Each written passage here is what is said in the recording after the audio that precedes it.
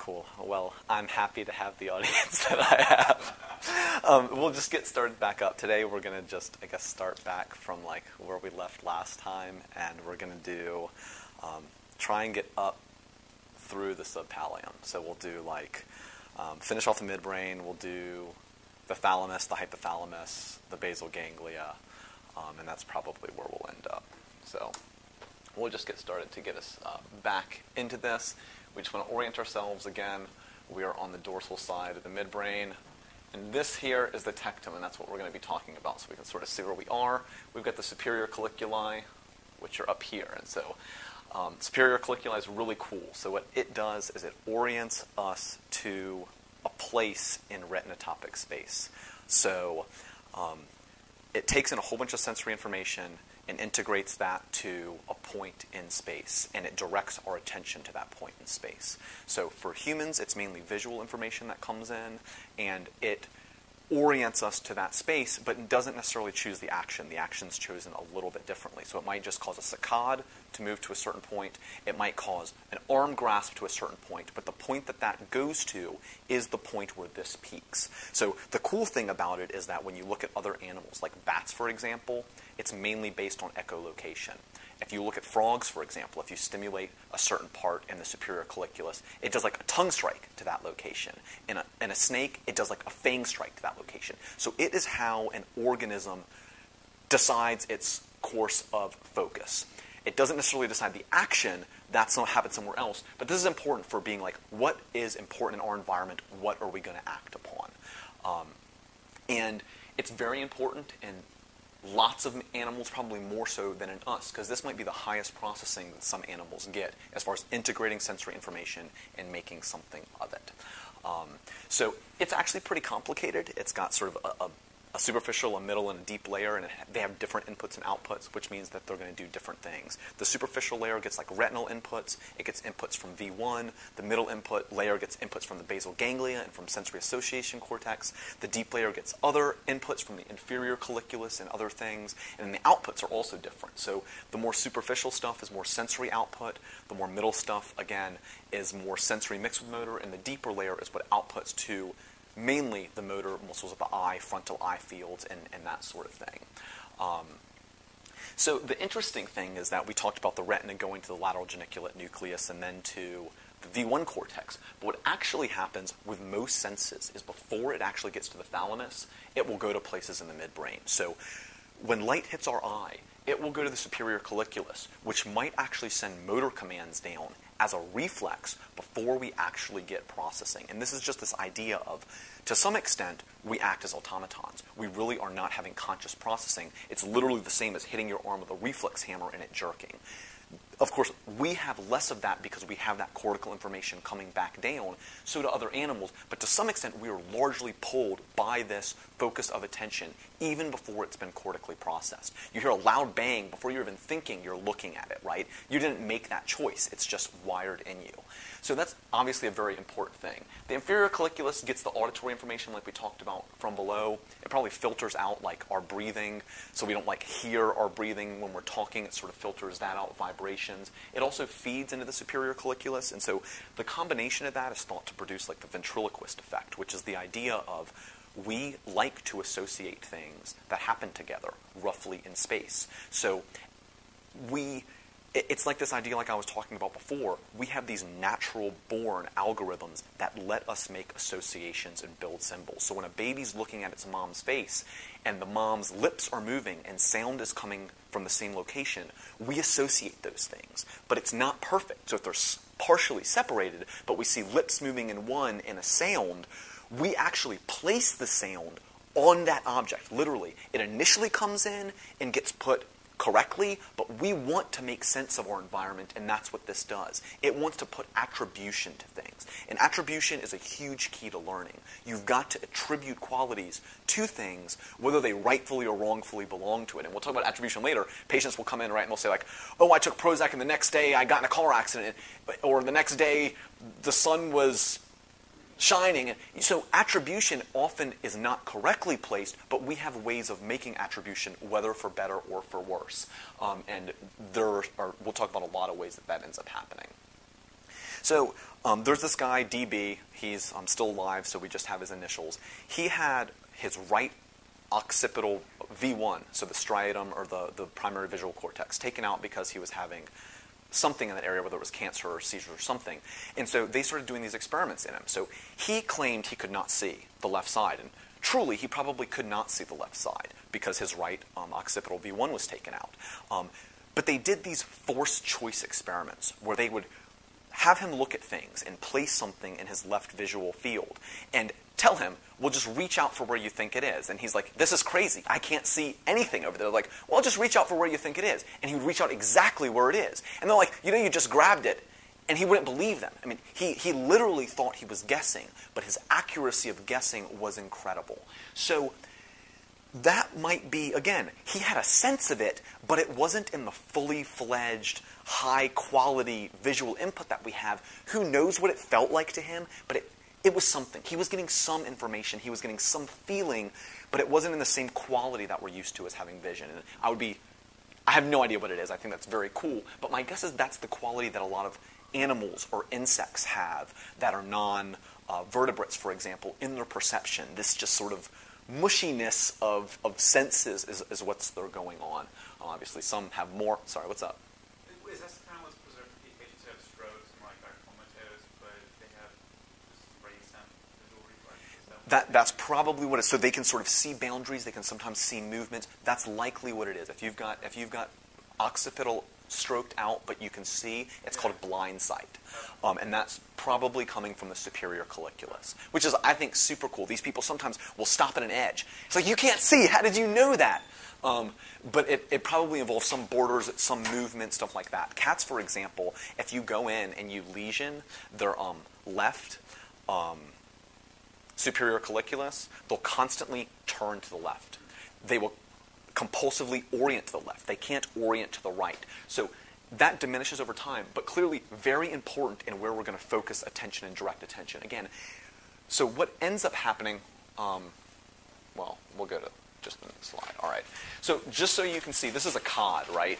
So this is its brainstem. Here's the striatum. Here's its tectum, right? So it looks not so big in us, right? It's just these little bumps compared to the thalamus and the huge cortex. But in some animals, it's super, super important and probably one of their highest processing centers. In us, as our cortex has developed more, we've probably shunted some responsibility over.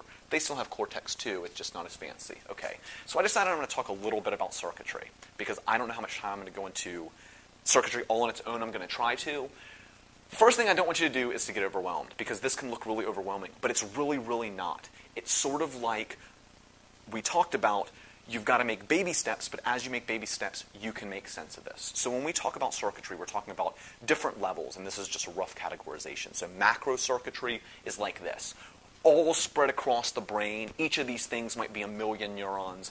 Mesocircuitry is sort of in the middle, and it might be, we'll get to some mesocircuitry later, but local circuitry, local connections. And then microcircuitry is literally looking at each individual neuron connections. And as we talk about connectomics, just want to get some jargon out there. So the first thing that I want you to do is just break this down really simply, right? This looks super complicated. There's like 100 pieces of data here.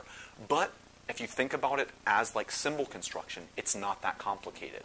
We've got sensory information coming in, right? We've got the midbrain in here that we've sort of already learned about. We're going to learn about this today. This is thalamus, okay? This is cortex. We're going to learn about this next. This is basal ganglia, and we're going to learn about that today. So once you know those things as symbols, it's really just 5 pieces of information or so. And then once you understand this network, it can become its own piece of integrated information that you can start using to piece together how the brain talks. And you'll see, you will begin to understand this by the end of today.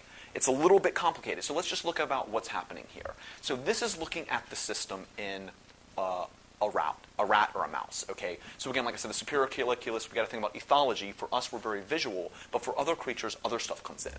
So cranial nerve 5. Do you know what cranial nerve 5 might control in a mouse that's super important for them? For getting sensory information in? Their whiskers, their vibrissa, that's right. So they get a ton of their sensory information based on whiskers and smell, which comes through 5.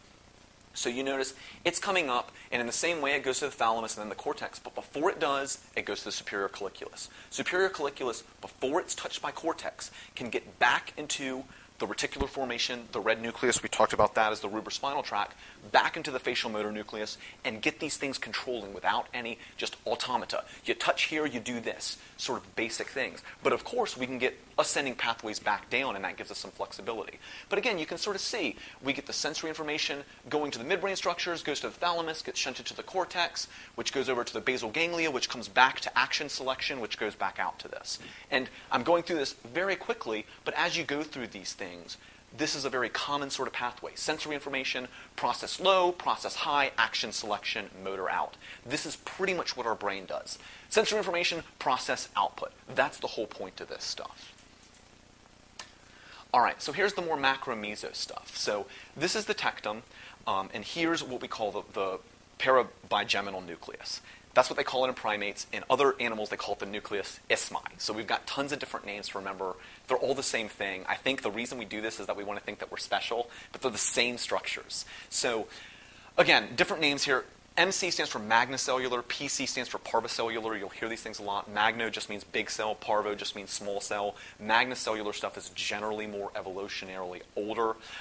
So this is a very, very common type of circuitry. This is what I would call winner-take-all circuitry. There's different kinds of ways to solve circuits to get certain answers. And so you can imagine in a place like the superior colliculus, you want winner-take-all. And why might that be? In something that's going to sort of guide attention or saccades, why would you want winner-take-all? Right, you don't want one of your eyes to saccade here and one eye. You want to be able to focus attention once at a time. You don't want 3 saccade signals going to your eye or you get disorganized sort of stuff. So winner take all makes sense in certain parts of the brain. Some parts of the brain, it's better to probably sum up and get sort of a wisdom of the crowd sort of thing. Some places we want to sort of just totalitarian, one thing is going to win. So this is a pretty basic winner-take-all wiring. What you get is these are reciprocal connections. You get the magnocellular part gives gross inhibitory inhibition. This gives focused excitatory excitation to one spot. So you've got, if there's a whole bunch of cells here, and we're graphing this sort of, the higher it is, the more firing per second or whatever. You get suppression in every place except one where you get excitation, which is sort of a cone up, and you get this peak up. So as it goes towards the peak, you're getting more and more firing. That area exactly at the peak is where the animal is going to focus its attention in retinotopic space. So we have our world based on our retina's information coming in from light. The highest area that gets stimulated, boom, we get that saccade to that area.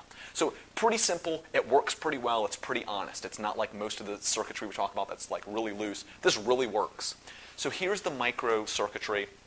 It's not perfect microcircuitry. This is actually Ramon y Cajal who drew this. This is a sparrow's cortex. It's 7 layers. Just to give you an idea, like, this is what it looks like. We talk about neocortex being like super fancy and being 6 layers. Some animals, like I think some birds, have like 26 layered optic tectum with like 30 or 40 cell types, which is way more complicated than any single area in our brain. Our V1 cortex is probably our most complicated as far as number of cell types and number of layers. And I don't know the exact number. It depends how you slice it, but it's probably like 13. And it really just depends how you slice it. But again, very different animals, probably depending on what they're needing to do. All right, so we're finished with the midbrain. So we've actually done pretty good, right? We finished spinal cord, and we finished the brainstem. And so now it's more the sort of fun stuff, I think, even though this is important. So we'll move on to the diencephalon, right? So here we have the diencephalon. And there's 4 parts pretty much to it. You can think of the diencephalon, it's part of the forebrain, but it's the sort of caudal part of the forebrain. And so I'll just name it sort of as we're going by. So this is the pineal gland here, and we can see the habenula. This is the hypothalamus. Subthalamus is sort of in here, and this big part of it is the thalamus. So to talk about each of those things at once, right? The epithalamus has the pineal gland, which releases melatonin, which we know is involved in circadian rhythms. It's involved in a lot more than that.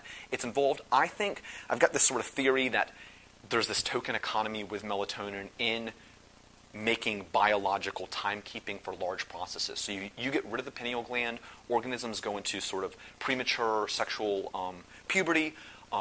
Animals that hibernate, you just take it out of a bear and it'll just start hibernating right away. So this idea that, I call them melatonians, they like set up, there's some sort of equilibrium between the spiking of melatonin to determine when do we let these biological processes happen. So then we get the habenula, which is actually super important. Might get a chance to talk about it today if we have time. It's going to be involved in just mediating some limbic sort of stuff. It gets information from the basal ganglia. It goes back into the basal ganglia and doing reward sort of processing, probably more negative reward sort of processing and approach avoidance sort of paradigm that we'll talk about a bit later. We've got the subthalamus, which is sort of a tough place. It includes, it's pretty much doing thalamic modulation. So it's got the subthalamic nuclei, that's part of the basal ganglia, and then these two parts called the thalamic reticular nucleus and the zona incerta, which are pretty much doing inhibition of the thalamus. We'll talk more about that when we do the thalamus. And then there is the hypothalamus, which is mainly linking the nervous system and the endocrine system and the autonomic nervous system. And pretty much what the goal of the hypothalamus is, it's a crucial output. So pretty much besides motor output, the only really important output is what the hypothalamus is doing. So it is coordinating what is this organism's expected demands based on its context for physiologic change, whether that's balancing glucose, balancing sugar, or setting heart rate to be able to do a task, mobilizing all sorts of different stores. So it is trying to get the body in a coordinated state to best accomplish whatever its expected goal is. And then the thalamus is, of course, the big boy. We're generally taught about the thalamus as just being a relay for information up. I'm going to try and redefine the thalamus for you. The thalamus is where I anchor myself in the brain. It sort of is the vantage point through which I view the rest of the brain, and we'll see some of that, this topography from cortex through thalamus, through basal ganglia, and then back, this just interplay between those parts. So just some quick anatomy. You all have seen these sort of pictures before. We've got, well, I guess we'll just do subthalamic nucleus, zona incerta, sort of on the lateral side of the thalamus, turning into thalamic reticular nucleus up here. Here's the subthalamic nucleus. Again, we're in midbrain here, turning into internal capsule. This is part of the midbrain reticular formation. Again, more sort of anatomy, just to sort of get where we are.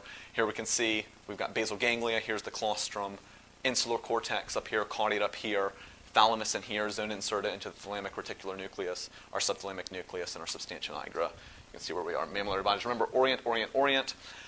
Okay, we'll jump into the hypothalamus. So I think that hypothalamus is really important, so I'm going to spend a little bit of time talking about it. So I think of the hypothalamus as, like I said, being this orchestrator of getting our body into optimal running condition for whatever the context is. But it's got a really tricky job because most of the things in our body that it has to do are interrelated in very nuanced or complicated ways. So I think of the hypothalamus as solving the body's differential equations to some extent.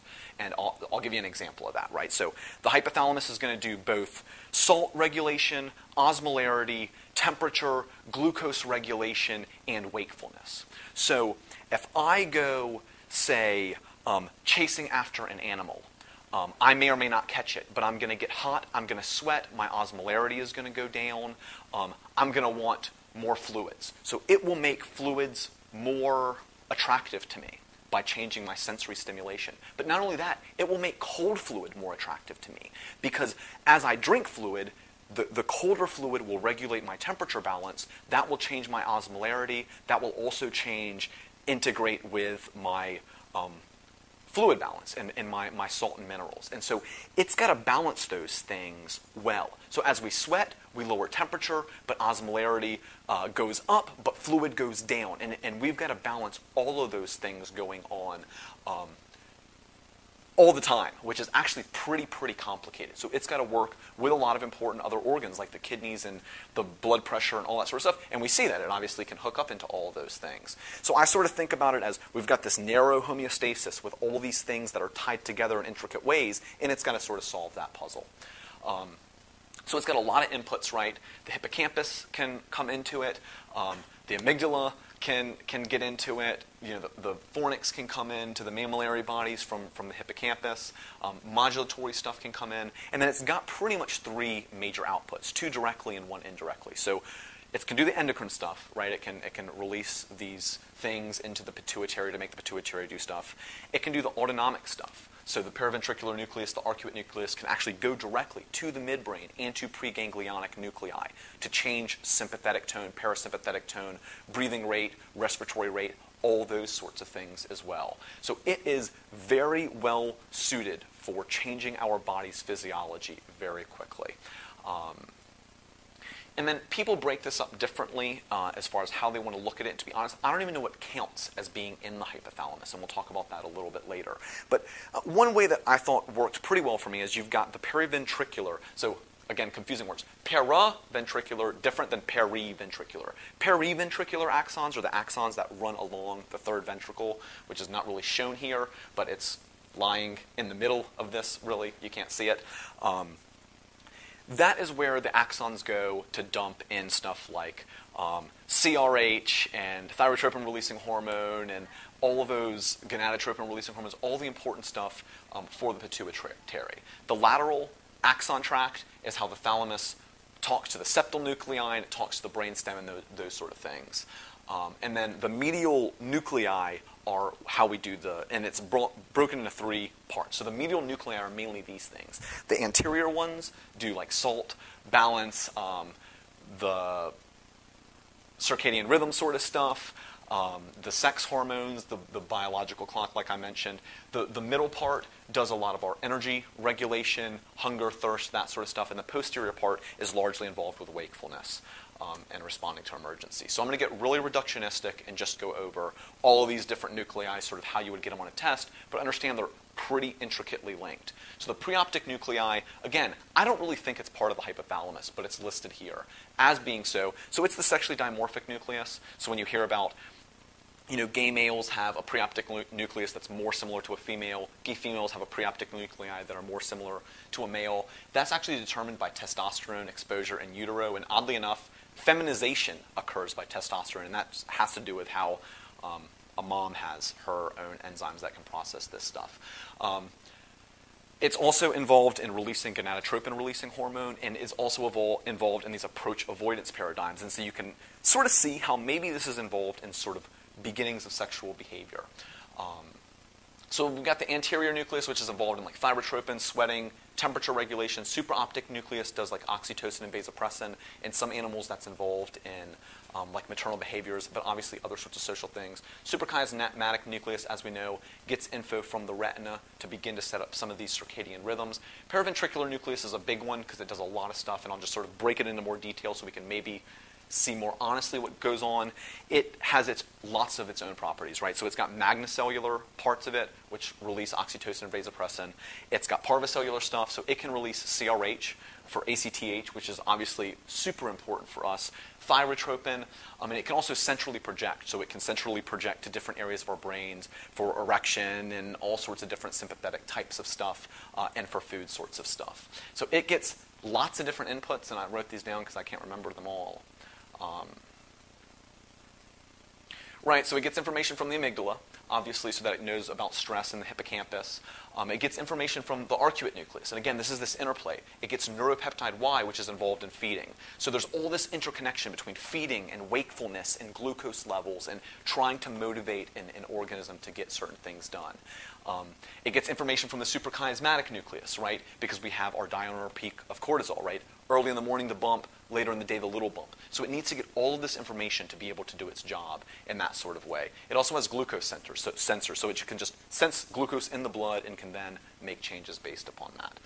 Running through these others quickly, arcuate nucleus, pretty important, releases lots of stuff like growth hormone, and that makes sense. The area of the brain that's sort of looking at feeding behaviors and how much energy we have is going to decide, is now a good time to grow or not? Do we want to release growth hormone? Tuberous cinereum, this is just involved in wakefulness and histamine. Again, we have our anterior and our posterior pituitary. This is the mesencephalon. The mammillary bodies are thought to link the hippocampus with the thalamus, involved in the smell component of the thalamus. I'm not sure how accurate that is for humans, probably more so for rats, but also involved in memory. And so the ventromedial nucleus is involved in what we would say satiety. Okay, so you stimulate this, and animals aren't so hungry. It's also involved in other things as well. The lateral nucleus, it's interesting. So I don't know if anybody went to that ground rounds on violence. And so this guy was giving a talk on violence and what is the neurobiology of violence. And he said, the violent center of the brain, I don't know if those were the exact words that he used, was pretty much the lateral hypothalamus. And the evidence that he cited for that was they did a study where consistently you put cats in a cage with mice or rats, I'm not sure which, and you stimulate their lateral hypothalamus, and they just tear the crap out of the rat or mouse. So like, wow, you stimulate this, it kills it, that's violence. What they don't say is that the cat, after it kills it, eats it. And if you stimulate our lateral hypothalamus, I will go and tear into your chicken nuggets over there. And so that is sort of the danger of applying neurobiological principles to something like the law or someone's lawsuit based on imaging without really having an understanding of a system or the ethology. And I tried to get that point across, but I don't think that it sort of went across at that point. No one would ever say anymore that the lateral hypothalamus is involved in aggression. It is involved in pursuing food. If aggression is required to get food, that is what it's mediated through. But you're really missing the point if you're missing that intermediary. That's how you start getting bad data sort of accrued. All right, so moving on to the pituitary. Pituitary is not actually part of the brain, but to me, everything is part of the brain. And this is one of the coolest developmental tricks. So pituitary is actually part of the gut ectoderm. It's in Rathke's pouch. And it just like forms up and then like invaginates in and pops up and grabs on. And it's exactly what it does. It grabs on. And becomes, so it's not actually neural tissue. It's sort of gut ectoderm. But this is how it sort of forms to be part of our posterior pituitary, which is neurons actually. So, I'm not sure who covered the circadian rhythms, if it was Alan or Will, but they talked about this preoptic nucleus as being sort of the conductor of the whole system. The pituitary is sort of like the conductor of the body's physiology, but it's more complicated than that. I'm sorry, the hypothalamus is sort of the conductor. The pituitary sort of writes the sheet music, which is different for each organ, and the organs are sort of the players, and what they release is sort of the instruments, or there's not really a good analogy. But just to go over this is about the size of a pea, so it's pretty tiny, obviously. Anybody know what the posterior pituitary releases? Yeah, oxytocin and vasopressin, very good. And then, so this is releasing those two hormones. The anterior pituitary releases, anybody know? There's a whole bunch of them. So my mnemonic that I use is PEGMFLAT, so PEGMFLAT. So prolactin, endorphin, beta endorphin, growth hormone, melanocyte stimulating hormone, FSH, LH, ACTH, and TSH. And those obviously get released by specific mediators in the hypothalamus from above. Those are hugely, hugely important hormones, right? You don't have ACTH and you die. You just die. It's really, really, really important. It's just as important as pretty much any other area of the brain. You don't have GnRH and you can't have babies. These are crucially important parts of an output of an organism for survival and for being passed on. And so every single vertebrate for sure has a pituitary equivalent. I don't know how low down it actually goes. All right, so that wraps up that. Now we're in the thalamus. So this is the end of the diencephalon. So I'm going to talk a lot about the thalamus. So first I'll just say it's sort of the central station of the cortex. That's sort of how I like to think about it. But it does a lot more than just have stuff pass through. All of our senses go through the cortex, go through the thalamus before getting to the cortex. Pretty much everything in the periphery goes through the thalamus before getting to the cortex. That's not fully true. Some of the modulatory stuff can get in, and smell can get in. So smell goes directly into, from the olfactory bulb into the, into the endopiriform cortex ultimately. But we think that, smell gets through here through a different pathway, but, I don't know how much research has been done in humans. Point is that pretty much everything has to go through the thalamus to get to the cortex. But it's only a tiny portion of the thalamus that takes peripheral information in. Like this is the only part of the thalamus that's really involved in peripheral information in. The rest is involved in connecting the cortex and in doing other sorts of things, and we'll talk about that sort of moving throughout. So every single place that the thalamus projects to cortically, the cortex projects back to the thalamus in roughly the same spot. But not just the same spot, also adjacent spots. And this is what we call thalamo-cortical-thalamic loops, or cortico-thalamo-cortical loops. Nobody's really sure where it starts or versus where it ends, but it doesn't really start or end. It's sort of bouncing around. And we're not exactly sure what the function of thalamocorticothalamic loops are, except for it seems to be really important, and it changes a lot in sleep and when our consciousness goes away. And so it's probably really, really important for consciousness and perception and for linking different areas of the brain. All right? So we can pretty much see a complete topic organization of the brain in here. Every single area of the brain projects to the thalamus. Every single area of the brain. There's only a couple places in the brain where we can see a complete projection of the brain onto it. As far as I can think of, it's the thalamus and the hippocampus, and striatum almost, but not exactly. So these are hugely, the entire brain is represented in these areas. So huge, huge importance in the brain. So who wants to guess why we have the traditional labeling of this, of lateral, medial, and anterior? And the simplest answer is probably true. Because of this thing, right? I mean, this is just a convenient way to splice up the thalamus. You've got this lamina, and it divides it into 3 parts, so that's what we're going to divide it into. That has nothing to do with how this is divided. So I'm going to get reductionistic because I think it's helpful to get reductionistic when we're first learning. Obviously, it just depends on inputs and outputs and modulations. But just to break it down a little bit, I'm going to go through this in a tiny bit of detail. So we're going to look at sort of 6 different divisions. And I might as well just, I guess, go through each of these different ones. So we have the primary. When I say a primary thalamic relay, what I mean is information has not yet touched the cortex. So primary means that it's coming from the periphery. So like the lateral geniculate body. It has not touched the cortex by the time it's gotten here. It's just gone retina, bam, to here. Other places where it has touched the cortex, like in here, we would consider secondary or higher orders. That's one way of splitting it between primary and secondary. The other is sort of where is the information coming from. But let me just sort of go through these, and I'll just go through all of them. So VPL and VPM, so ventroposterior lateral and ventroposterior medial. This is where our somatosensory stuff comes through. So dorsal column, medial lemniscus, and the spinothalamic tracts. VPM is where our facial stuff comes from, so like cranial nerve 5 and that sort of stuff. Back here is something called V-arc, which is where the nucleus of the solitary tract comes through to go to like gustatory cortex. So this is going to project to Brodmann's area 3 and 5, and this similarly. So it's going to our somatosensory cortex. Up a little bit further, it's not shown here, is ventroposterior oralis, which gets information from the accessory cuneate nucleus, which is, again, getting information from the spinocerebellar tract. It's going up to sort of give deep-tended information to Brodmann's area 5, again, somatosensory cortex. So VI, V intermediate, is broken into medial and lateral sections. And it's getting information from the dentate gyrus.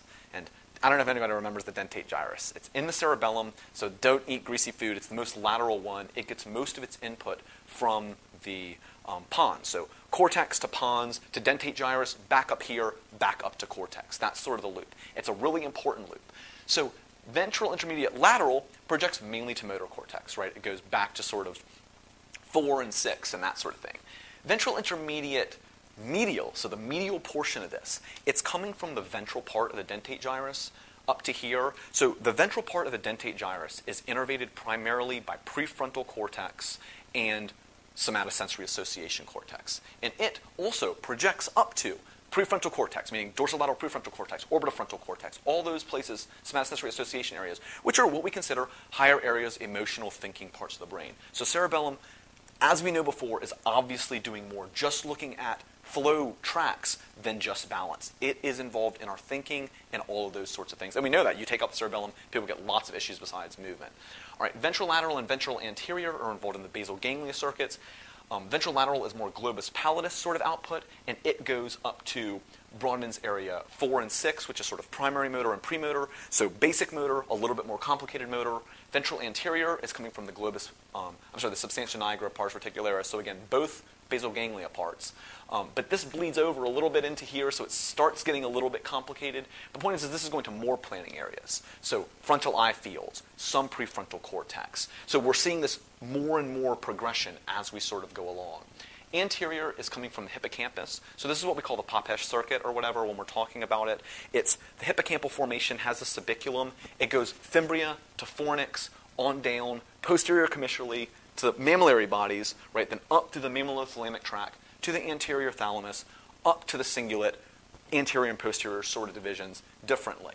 So, and then they said in the Popesh circuit, back to the parahippocampus, but that's not really the circuit. That's just what people thought. It's not really a completed circuit. But just sort of stop there and say, what do we think about, like, what's Korsakoff syndrome? Or one thing about Korsakoff syndrome?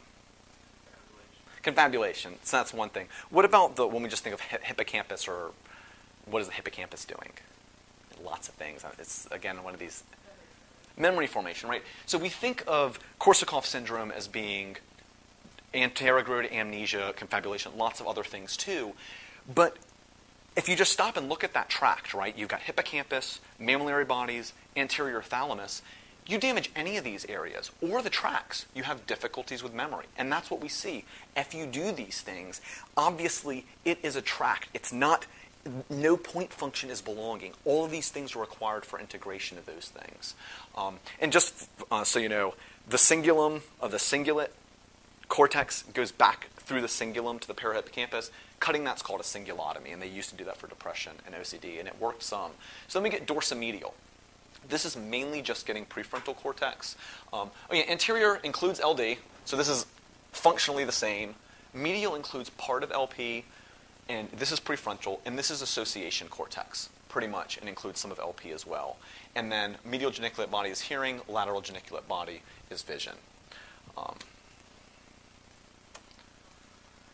Let's see, what am I still missing here? Oh yeah, so I should just say, this was actually confusing for me because there's lots of different information going on. So I may have actually gotten some of this wrong because I've read it wrong. I tried to get good sources for this. I think it's pretty much right, but I might have mixed some of this up.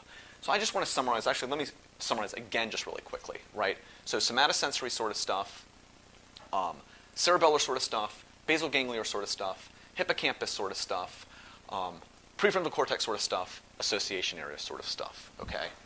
So this is going to look at it. I want you to just focus on this side. This is the lateral part of the brain. This is the medial part of the brain. This is the area that the thalamus is projecting to. So like we were seeing, again, here's the central sulcus, somatosensory sort of stuff in VPL and VPM, ventrolateral and ventral anterior. This is our basal ganglia, right? So we've got motor and planning motor, frontal eye fields getting into prefrontal cortex, and basal ganglia is doing action, selection, motor sort of stuff, and more than that, which we'll get to. But again, sort of seeing this dorsomedial, again, doing the frontal sort of stuff. So we've got this complete projection of the brain and the thalamus interacting in these tracts. And then pulvinar, as we can see, and the temporal and parietal association cortex, the anterior part going to the cingulus and to some temporal cortex, medial geniculate and the auditory cortex, Brodmann's area 41, lateral geniculate and Brodmann's area 17, the visual, and pretty much that's how we organize the thalamus.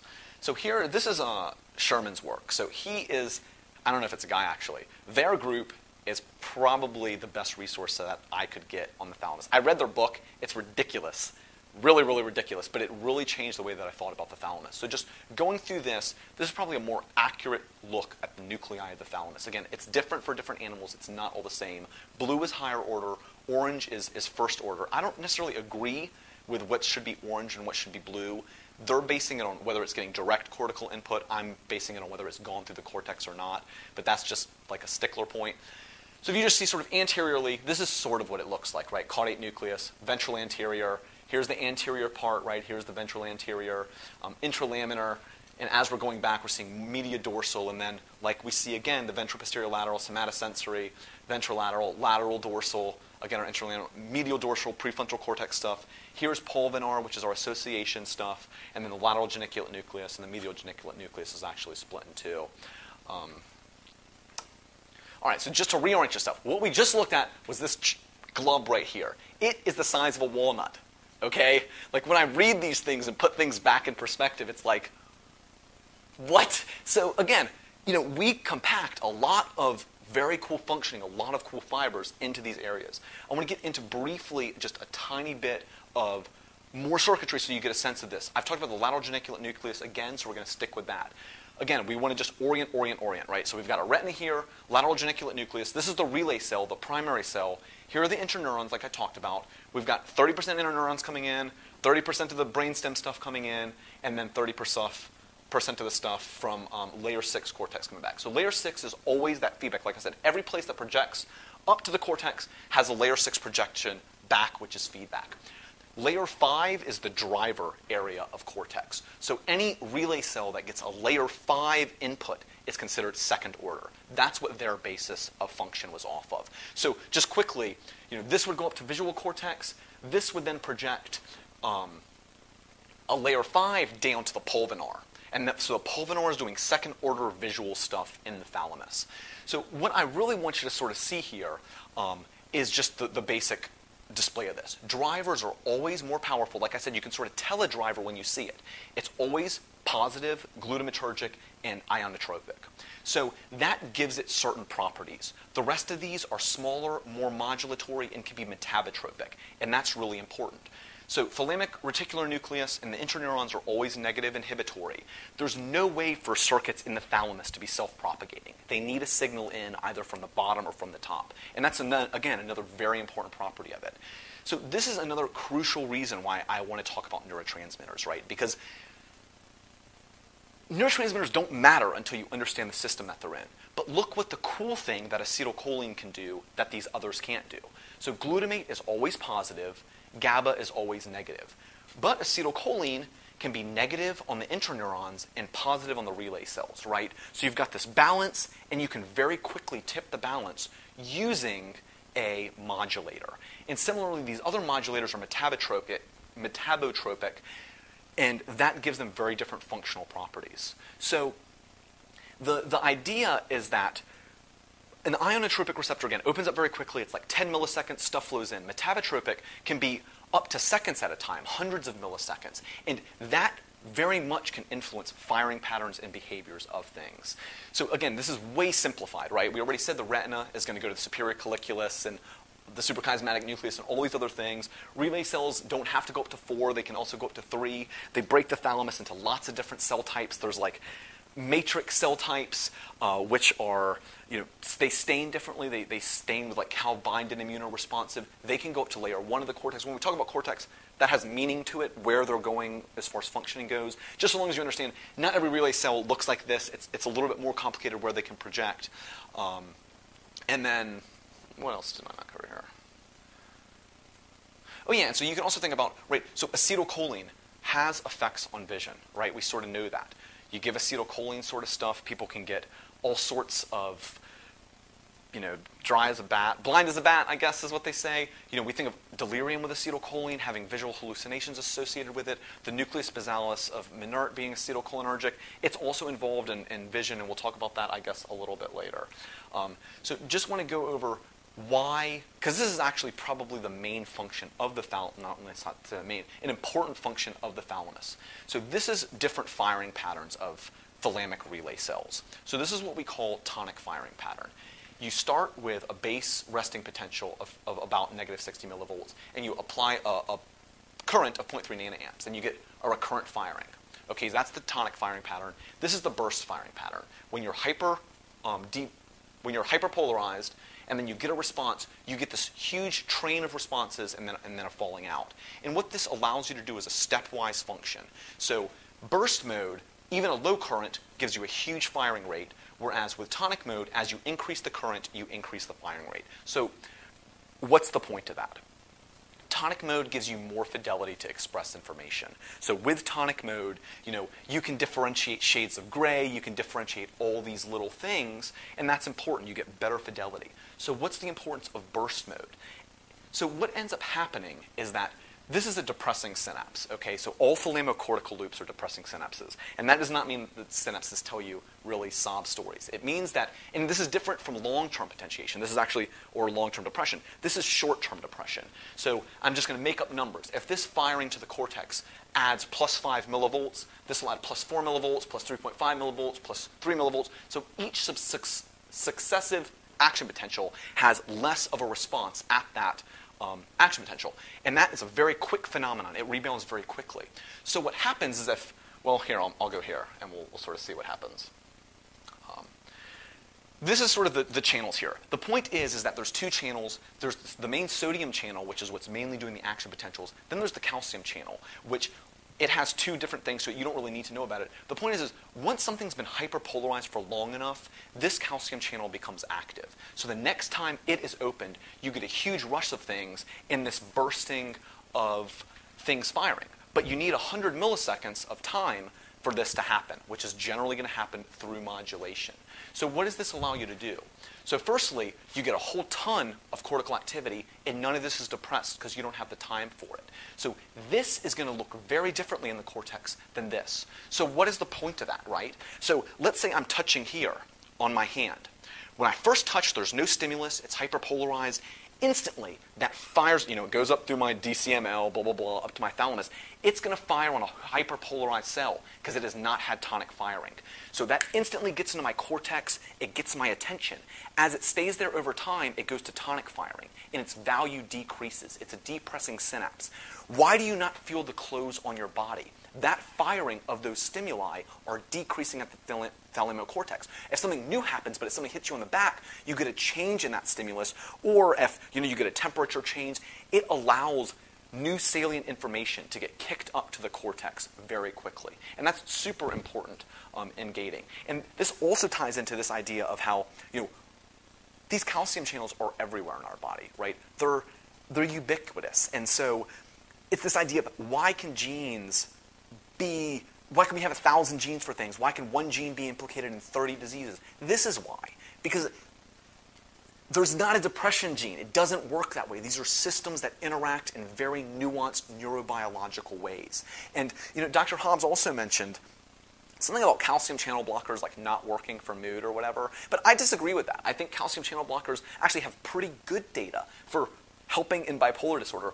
Not saying it has anything to do with this mechanism, but what I'm getting at is that's why crazy sounding things, so calcium channel blockers are not antihypertensive meds. They are calcium channel blockers, right? Just like how antidepressants are not antidepressants. They are what they are. And that's another one of these points that I'm sort of trying to get through. All right, we'll wrap this up. We probably won't even get to the basal ganglia. But this is just the same sort of idea that I was talking about. Driver comes in to a first order, goes up to the cortex 4 or 3 or whatever. This driver then comes down to a second order cortex, which for the lateral geniculate nucleus is the pulvinar. Each primary has a secondary and then more associations. And you see a layer 6 inhibitory, or rather it's positive, but it's going to inhibitory places. So we've got all this feedback, all this connections. We've got cortico-cortical connections, cortico-thalamocortical connections. Nobody's quite sure exactly what each is doing yet and what's the purpose of all this. But it's sort of getting there. And let me just sort of, end with this pretty cool idea that we'll pick up with next time of this serial processing of the main brain circuit. And this is sort of how I think of the brain as a main processor when I'm thinking about actions, and then I use other things to modulate. And that's simplistic, but it allows you to work, and you can get more complicated when you need to. But this is the basic idea, right? I mean, and this isn't complete, but information can come into the thalamus, whether it be sensory or not there. And then it goes into the cortex, which goes into the striatum, back into the basal ganglia, back into the cortex, but also communicates with the next layer over. So you get these like we were seeing on this area, right? Thalamocortical thalamic, and then connecting up here. It's also connecting down in the basal ganglia and in the midbrain, and we'll show those loops again next time. And just remember this color coding. So red is limbic, yellow is associative, and blue is motor. And this is really probably how the brain works. So that actually got us through the diencephalon. That's probably a really good place to stop since it's 5 o'clock. So we'll start next time with the telencephalon. And this is really where I think it starts to get to be fun because we actually get to talk about psychiatry. So thank you all for coming. Do you all have any questions?